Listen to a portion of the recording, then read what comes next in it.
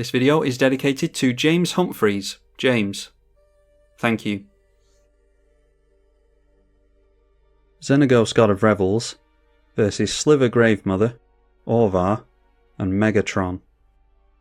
We do not have any green mana there, but we do have fast mana and a means of refilling our hand potentially. Life's Legacy and a big creature would do that. So we need green and a big creature off the top. We need a lot of green for the tribute to the World Tree. I am not going to risk it, I don't think. Okay, into some green mana in Barlagad Recovery. Yeah, we've got a couple of tap lands there. That's about it though, there's no ramp or anything. Do have a lot of big 5 mana plus creatures in the deck, so can't expect to never have any in hand, but we do want to ramp into them, so have to go down a card here. Alright, a slow cultivate will have to do apparently. So we'll get rid of Ilhag there, seeing as how there's nothing to cheat out. We'll just be hard casting everything, I think. We're up first, we draw in our first turn back into Tribute to the World Tree. So we're still online for a slow cultivate apparently. Everyone else going slow as well, thankfully. Not seeing any fast mana or anything like that. And that is a Morog, Fury of a Corm for us, so yep, just a land and pass. Boros Signet from Megatron. And then straight back round to our turn with 2 blue mana being held up against us, unfortunately. We draw into Goblin and Narcomancer, could have done with that a turn sooner. So it's just a cultivate for us here, methinks. Noteworthy that Orvar is not holding up priority here, it's going straight through his turn, which suggests that he doesn't have counter magic held up. Megatron floating a white from the plains and then throwing down a bounce land, so likely gonna bounce the plains here. And then takes that mana, running it through a Boros Signet, and okay, passing the turn. Explore the wastelands for the mono blue player. I'll go for the forest here because might be that we go for Tribute to the World Tree into Goblin and Narcomancer, and obviously we can take the Farseek here as well. So revealed here we see Whim of Volrath, and an island, a Decimate, and an irrigated farmland. You obviously know what we got into, a mountain and a Flame Rift over here. So playing the Anarchomancer into the Tribute to the World Tree, that will be 2+ counters, so our opponent's still able to Flame Rift that. Discarding Lab Jace to the max hand size rule. And now the worst sliver that you could go up against, one of, the Crystalline Sliver, giving them all Shroud. Alright, and that nets us a Mana Gorger Hydra, which, yeah, it's tempting here. We're giving our opponents a lot of time without wailing on them with the Xenagos is the problem. But we've also got 9 cards in hand that I don't really fancy discarding. So if we drop a forest, we can go Farseek and Mana Gorger. That gets us more mana, and we should have a big Mana Gorger Hydra by the next turn, ready to double its power and toughness with Xenagos, so yeah, I'll just do that. Plus counter from us casting the Farseek, and we'll just get out a tapped Stomping Ground. The Mardu player, the first to play the commander in the form of Megatron Destructive Force, and now we see another commander, Orvar the All Form, so Mr. Trick not getting down the Xenagos maybe. Gale Rider Sliver giving us another plus counter. Okay, and then a Cloud Shredder Sliver as well. I would have just run with that and held on to the Gale Rider Sliver personally, but they've got flying twice on their creatures now. And then spreading the damage, we get the 2 damage from Crystalline Sliver. So that's all the excuse I need to swing back in at this player. Might be that he's got a Path or a Sword to Pongify, something like that, but we'll force him to use it. Alright, an Outland Liberator now, so I think we need to finally get down our commander here, seeing as how everyone else is playing theirs. Doesn't seem as though people are really looking to go for board wipes, so we'll continue to buff up this Mana Gorger Hydra. And then I'm not all that bothered if we get plus counters on the Anarchomancer. Probably be more useful on the Liberator, so we can hold off on getting down Tribute into the Anarchomancer. I'll just play it now for the sake of another plus counter, and obviously it means that we ramp a little bit for next turn. So Xenagos, God of Revels, going to target the Mana Gorger Hydra, which is currently an 8/8 with trample. And priority being held by the Sliver player, so there may well be removal on the horizon. And he started it, so we'll go into the right. So knocking that player down to 27 already. That's the power of Xenagos. And now we'll see if Megatron is going to get a big artifact in the way to be able to sacrifice and deal some damage. It is an Open the Vaults. Okay, I didn't realise that they discarded some stuff, to be honest. There's a Spine of Isar and a Triplicate Titan. So probably going to see the back of our Mana Gorger Hydra. Luckily our Xenagos does give things haste and it's indestructible, so it's going to be tricky to get rid of. So yeah, Spine of Isar targeting the Hydra. And then Megatron turns into the right, sacrifices the Spine of Isar. So that's going to deal some damage and return Spine of Isar to the hand with its own ability. Noteworthy that they are attacking the Sliver player, so Orvar not getting a lot of respect so far, but doesn't have too much mana in all fairness. The Megatron going to deal damage to the Goblin and Narcomancer, so I think we know who we're going to start concentrating on over here. They do have a 9/9 in the way, which is relevant, but I think we can outdo that. So that means that they got some colourless mana there, and using it to cast the Spine of Isar again straight away. So the only legal target for that's Orvar, I think, unless they want to start blowing up lands. And yeah, that's pretty spicy, going after a land there, trying to screw up Mardu colours. So this player doesn't have black or green mana available now. Yeah, I'm amazed that he didn't go after the Orvar player.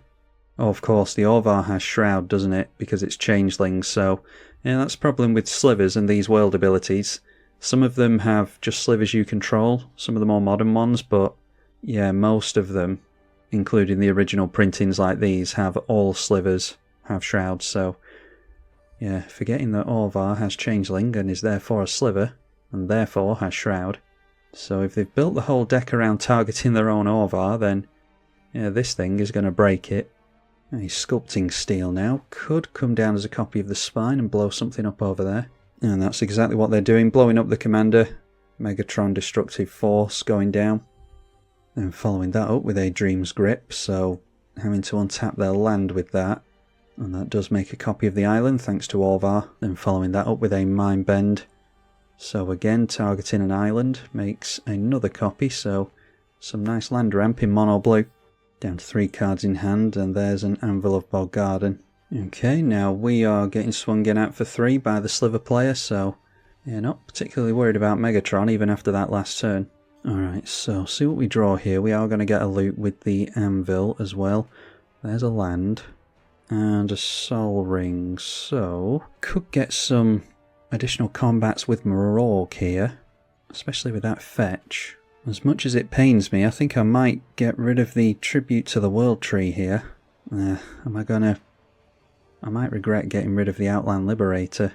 Yeah, because we can blow up the Megatron with that, and we've seen what a problem that could be. When are we going to get to cast the Tribute to the World Tree is the problem. Yeah, get rid of that.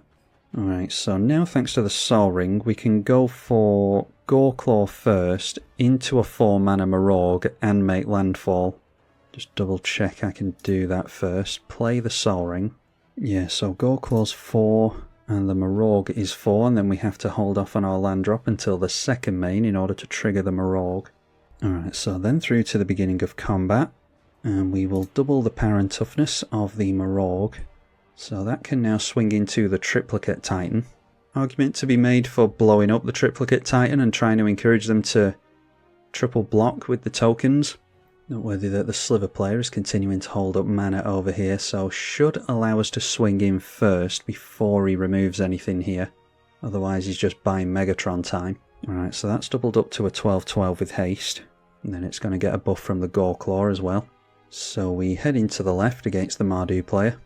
And that's buffed up to a 13/2, so yeah, they haven't blocked with the Triplicate Titan. That means that we definitely get another few combats with them. They might have wanted to block there. So they go down to 29. We carefully go through to the second main and drop a Verdant Catacombs. So Marorg makes an additional combat, untaps our creatures, we'll double up the power and toughness of Marorg again. So now it's a 26/25. And see if we can encourage them to block now. Goreclaw has to swing in as well in order to give it trample. Alright, so they're actually not going to take any damage now. This thing blocking, so maybe giving this thing haste next turn and swinging in with it is going to be the best plan. During the next combat phase, I mean. Forcing them to block with the Triplicate Titan at least, so they can't sacrifice it to Megatron. Okay, and now it's just... how is this worded? When a land enters under your control, if it's your main phase, there's an additional combat phase Oh, it's not followed by an additional main phase. I thought you could just chain off extra combats with this. Anyway, I have to pass the turn now. I'll hold off on the Verdant Catacombs so that we can make landfall again next turn. Yeah, I was expecting to get a second main again there, but I don't think I've played with Morog before. Anvil of Bogarden, having this player discard a tap land. Alright, Chandra's Ignition is going to take out our Goreclaw, unfortunately. 3 damage to everything. Does leave our Morog in play at least. So I think it's going to be time to get down the Elder Gargaroth and start drawing cards with that. Could just blow up this blocker next turn and get some heavy hits in with the Morog though. Mnemonic Wall. When it enters the battlefield, you may return an instant or sorcery from graveyard to hand. So just looking to copy more lands by the looks of it. Although their Orvar isn't in play at the moment. We know that they still have a Whim of Volrath in hand. And targeting the Dream's Grip. So sending that back to hand as well. Still haven't seen the Decimate over here either. And there's still the Flame Rift here as well. Alright, time to see if our opponent blows up Morog with this Decimate or not. Yeah, they can legally target our Xenagos and try and blow that up, so that should enable the Decimate.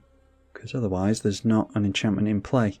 Just lands being discarded to the Anvil by these two players. Yep, so there it is, the Decimate, and, well, targeting our land, so, I mean, at least we can...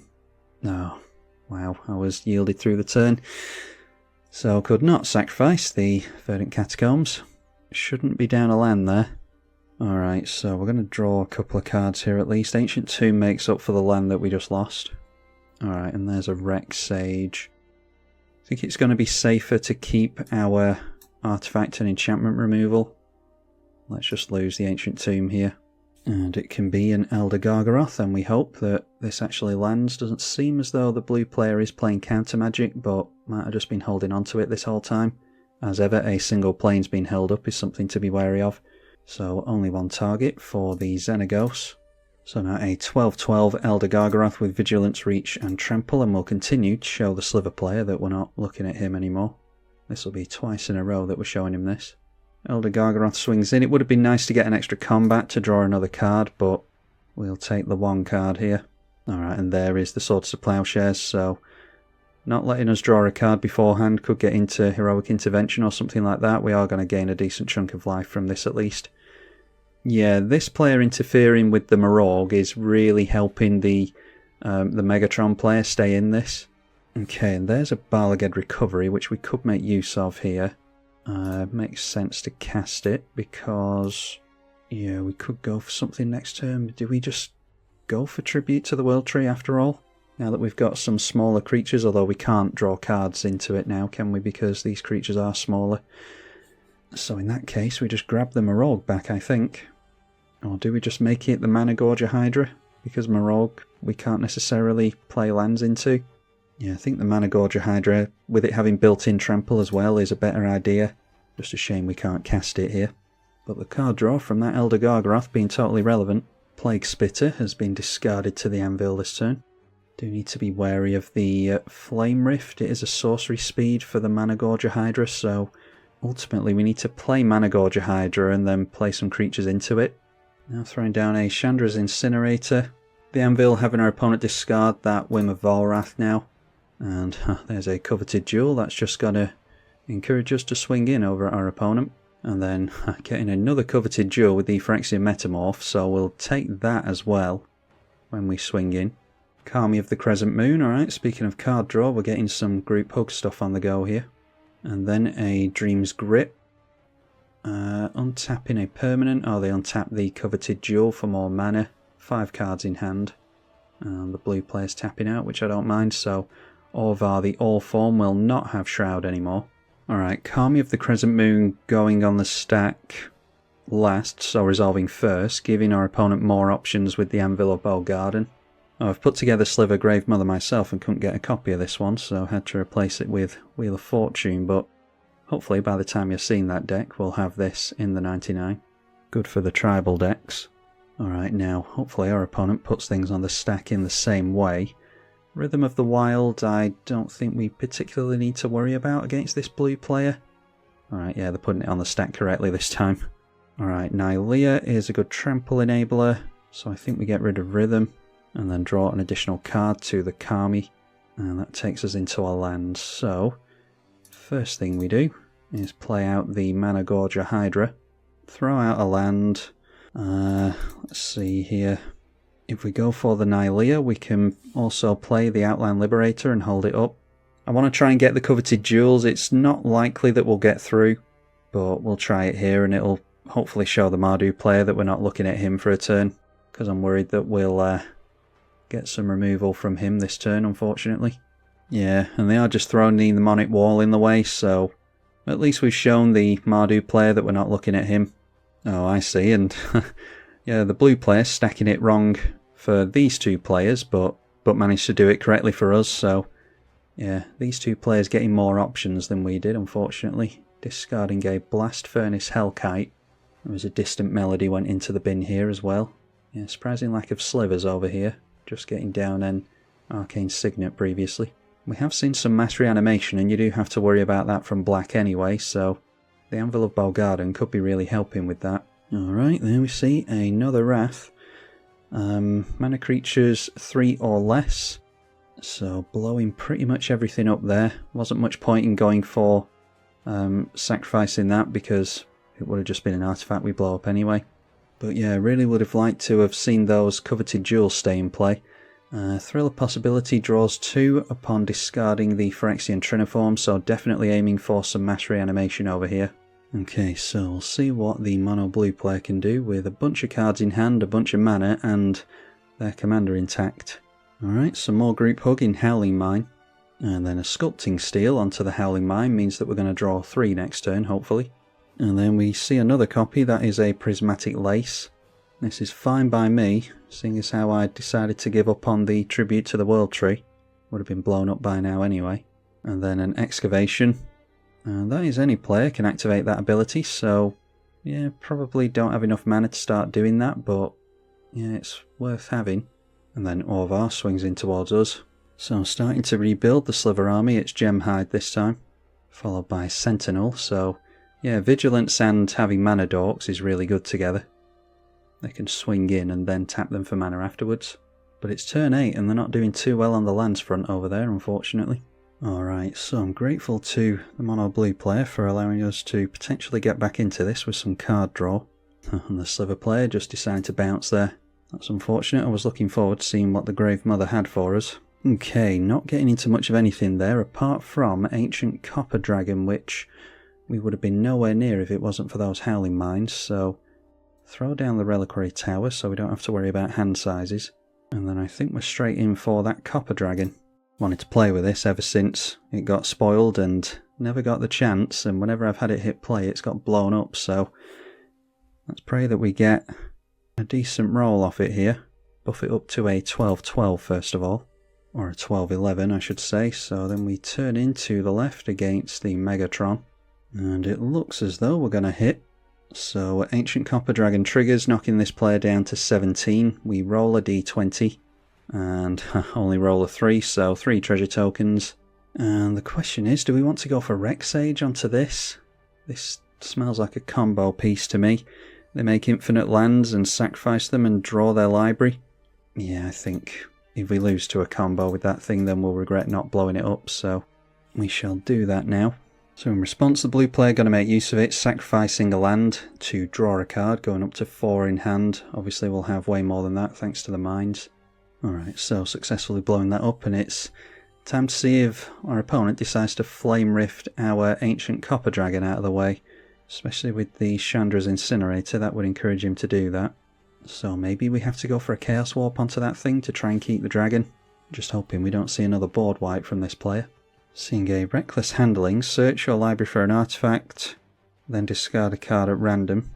So do we Chaos Warp onto this thing now, before we start losing creatures? Yeah, I think I'll just do it now. Have to assume there's a decent chance that our opponent's going to discard an artifact, judging on the deck that he's running.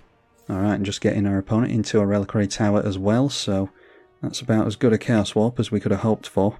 Could still go for Flame Rift onto the Ancient Copper Dragon, assuming that they don't discard it. Dealing 2 damage with this and the Flame Rift will get rid of it. Okay, they searched up a Noxious Gear Hulk and discarded at random an Ingenious Smith. So no doubt going for more removal in the Noxious Gearhulk now. Getting down an Orzhov Signet first. And there we see the Gearhulk, so no prizes for guessing where that's going. They do have to pretty much go for the Copper Dragon because we are gunning for this Mardu player. He's just stuffed full of removal in a typical Mardu fashion. This is why it's so important that the Xenagos is indestructible and can't be dealt with really by most decks. And the fact that it gives haste is totally relevant as well, otherwise we'd be nowhere close to being in this game. Iron Maiden now. So X damage to that player, where X is the number of cards in their hand, -4. So Orvar wanting us to have lots of cards in hand in typical group hug fashion. And then following it up with a Font of Mythos. I'd be happy to see a copy of that. Thank you very much. Alright, so luckily not taking any damage to the Iron Maiden this turn. But we're about to completely refill our hand thanks to all the artifacts over there. Well, just drawing into land so far doesn't bode very well. Alright, a Balefire Dragon. Oof, and Etali Primal Conqueror, I think that'll be it this turn. And Arishkar's Expertise. Hunter's Insight is nice as well, although we don't need either of those really. Yeah, clearing a lot of lands off the top. Kessig Wolfrun is definitely the one because it gives Trample. So let's slam down this Etali, methinks. Alright, so Etali, Primal Conqueror on the stack. We'll see what we get from our opponents. That is a Scrap Welder. Sack an artifact, return an artifact. Yeah, that's just going to be a body really. And then a Void Snare. Return a non-land permanent to its owner's hand, so forcing our opponent to recast the Orvar should be fine. And then there's Kazul's Fury as well, which we get into a turn too late, unfortunately. That's annoying. Yeah, we'll just have to... I want to leave the Rex Sage in play, so we'll just leave it there. Not the best Etali. What, did we not get the Scrap Welder there for some reason? I did click on it, didn't I? Oh well, whatever. Xenagos targets Etali. And continue to target our opponent on the left.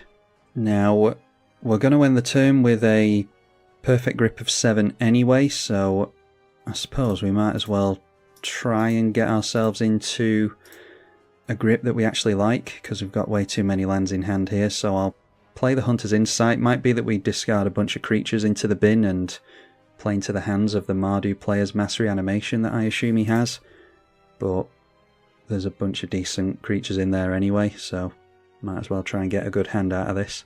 They are blocking with the Noxious Gearhulk, so trying to save themselves some life, but also putting the Noxious Gearhulk in the bin.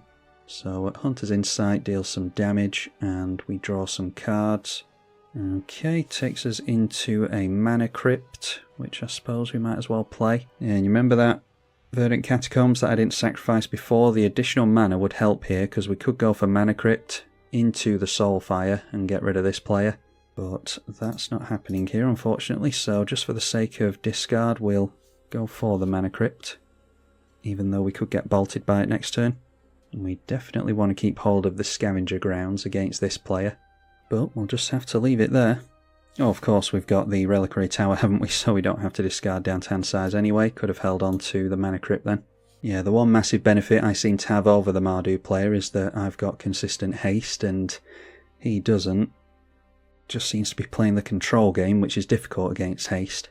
So yeah, completely forgetting about the Reliquary Tower does mean that I've just played a massive hand into the Iron Maiden, which means we're going to take a decent chunk of damage from that next turn.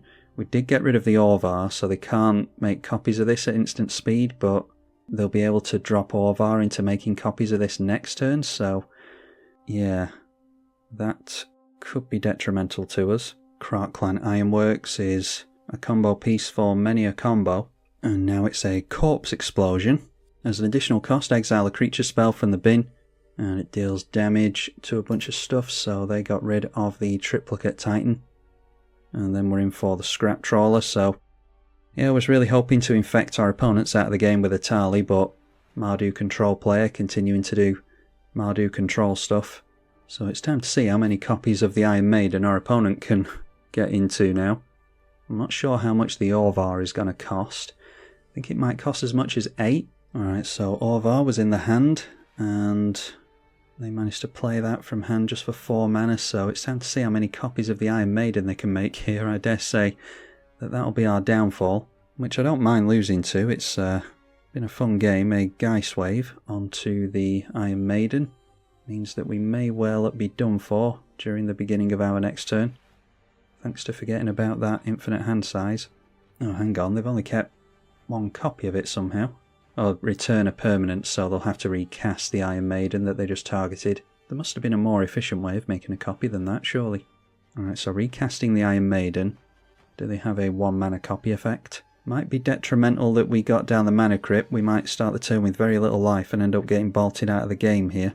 We stand to take, that's 4, 11, 22 damage during our next turn. Luckily this is during the upkeep, so we'll draw the cards afterwards. Yeah, our opponent over here could well be setting up a combo as well. He's been given a lot of time by the Sliver player, this guy.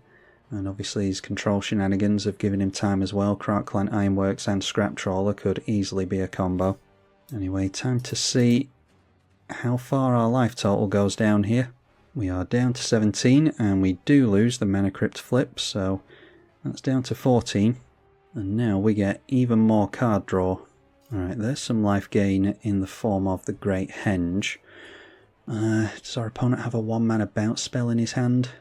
Okay, there is a Delighted Halfling to get around counter magic, although we won't have haste on our creature. I suppose we might as well get down the Lotus Cobra, because it pays for itself pretty much when you make landfall. And then drop the Scavenger Grounds. We definitely want that against the Mardu player. I suppose there's an argument to be made for us getting down the Arid Mesa instead to make more mana. And then we want an additional combat this turn, so getting down the Karlach would be an idea. And then we might be able to get an additional combat before this thing gets bounced, assuming that it does by the blue player. I'd like to get additional combats and get this power and toughness up high enough to be able to deal some damage with this and maybe get rid of the blue player. That means that we've only got 4 mana spare, and I don't see that there's much that we'll do with 4 mana, in all honesty. So we just need to see what happens during combat. I think if we don't get rid of the blue player here, then we're pretty much done. So Xenagos onto the Karlach.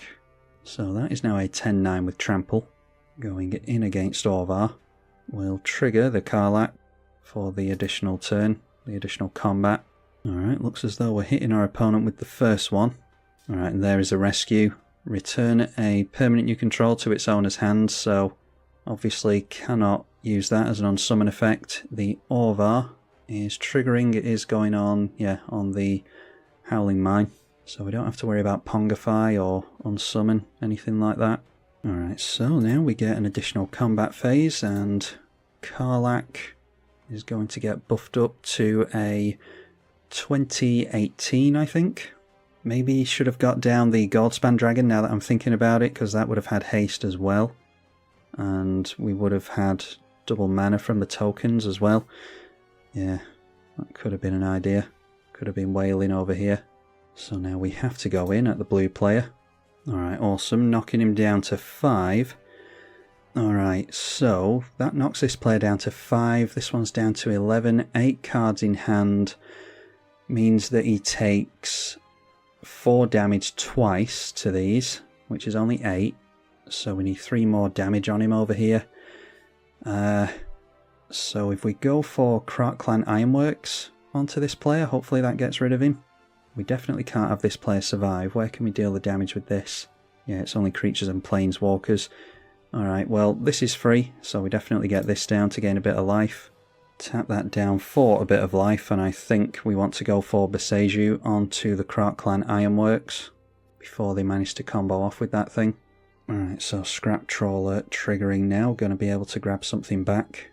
And with that, they are targeting the Boros Signet. That's fine, they can have that. Yeah, I don't think the damage from that's going to be dealt to this player by the Iron Maiden is ultimately going to help us, because we've got haste and trample in play and stuff like that, so we just have to chance our arm here, because I've got that floating mana from the Henge, and if we want to hold up this, then we can't go for that during our opponent's turn, so yeah, let's target the Karlach and go after the blue player and hope that we don't see free counter magic.